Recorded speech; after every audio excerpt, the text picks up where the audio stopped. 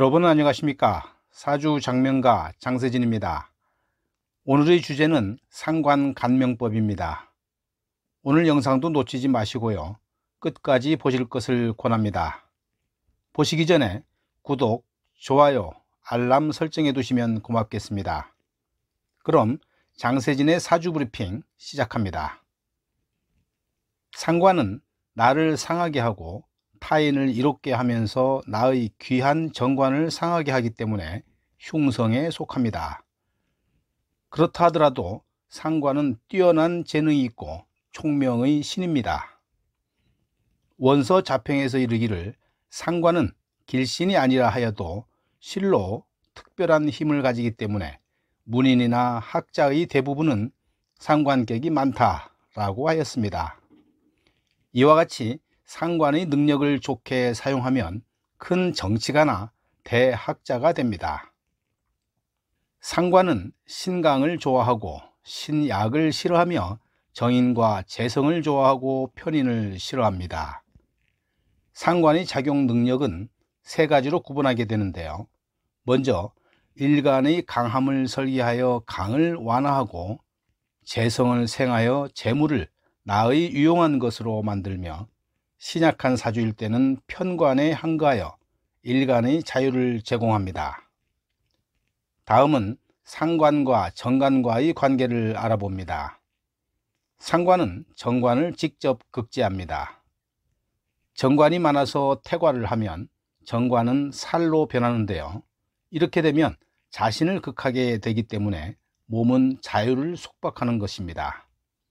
이때 상관이 있으면 정관이 퇴가를 제하여 희신으로 변화하는 길입니다. 그러나 일간이 왕성하고 정관이 약하면 상관을 두려워합니다. 즉 정관은 귀성인데 상관을 보면 귀함이 파괴돼서 빈천하게 됩니다. 흉포 한 칠사를 극제해서 일간을 보호할 수 있는 식신과는 그 성격이 다릅니다. 신약한 사주는 상관과 정관의 동시 출현을 두려워합니다. 또 신약한 사주에 정관이 일간을 구속하고 상관이 일간을 설하면 극과 설이 더해져서 매우 불길합니다. 평생 시비가 그치지 않고 생활은 불안정합니다. 특히 상관과 정관이 일간에 가까이 붙을수록 그 피해 정도가 커집니다. 대개 정서가 불안정하고 늘 사람과 다투며 사업도 안정적이지 않고 성패의 기복이 심합니다. 상관경과는 100가지 폐단이 있다라는 말은 이러한 뜻을 일컫는 것입니다.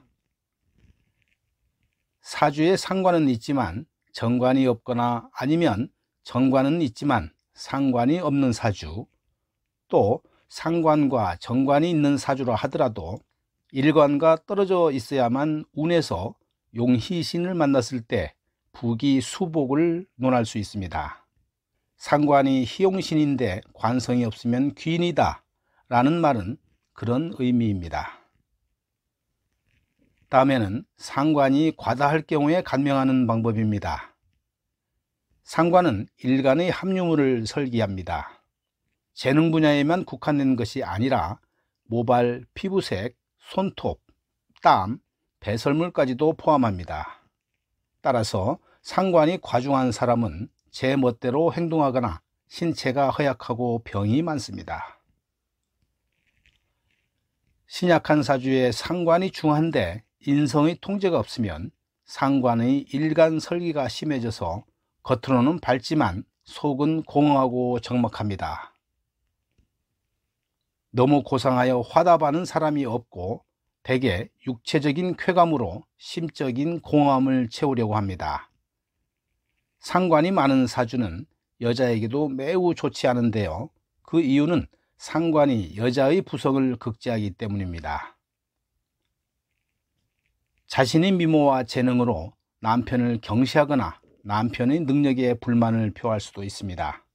한편으로는 설기가 심해서 정신적인 공허로 이어지기 때문에 정막을 견디지 못합니다. 날이 갈수록 부부 감정과 결혼 행복을 위협합니다. 남편은 아내에게 들볶이는 등 매우 외환에 시달리고 수명이 길지 않으리라는 공포감까지 느끼게 됩니다. 신강한 사주에 상관이 왕한데 재성이 없으면 평생 노동을 해도 별 성과를 거두지 못합니다. 이른바 상관이 왕한데 재성이 없으면 재주는 있으나 가난하다라는 말입니다. 하지만 재성이 너무 많으면 그 역시 가난으로 나타날 것입니다. 이번에는 상관이 희신이나 기신일 때 간명하는 방법을 알아봅니다. 상관이 희용신인 사람은 박학다식하고 다재다능하며 활발하고 낙관적이며 표현이 유창합니다. 기지가 민첩하고 예리하며 이해력이 뛰어나고 창조력이 있습니다.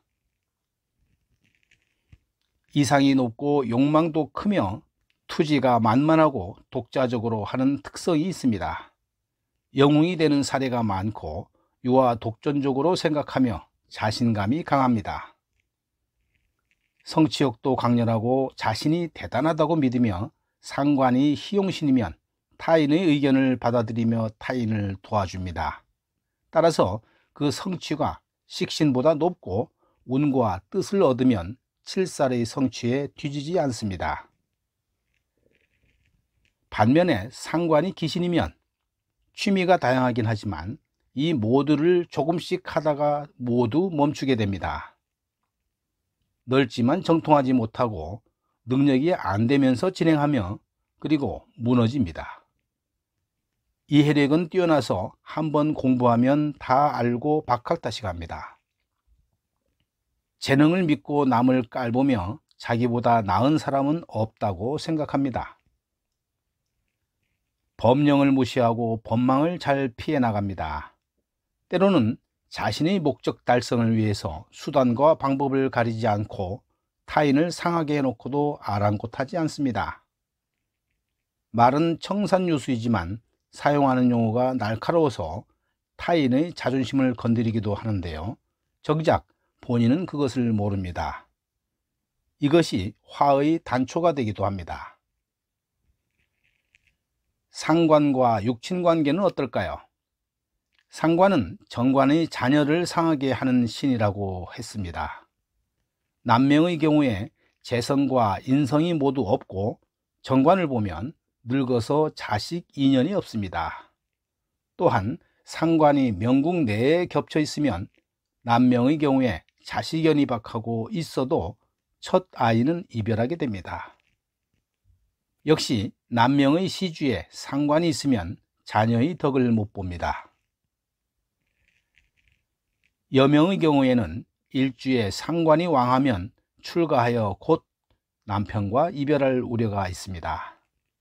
또한 여명이 식신과 상관을 충하거나 극하면 자녀는 없고 있어도 불효합니다. 여명의 시주에 상관이 있으면 무력하고 다른 것에 편인이 있으면 자녀의 인연이 없고 있어도 산액이 있습니다. 끝으로 상관운이 들어오면 어떨까요? 생일에 상관이 있는데 재차 상관 연운이 들어오면 얼굴 또는 머리에 손상을 받게 됩니다.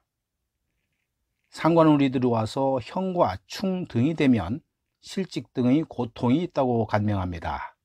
오늘은 여기까지 하겠습니다. 나가시기 전에 화면 오른쪽 하단에 있는 빨간 구독 버튼을 눌러주시면 고맙겠습니다. 끝까지 시청해 주셔서 감사합니다.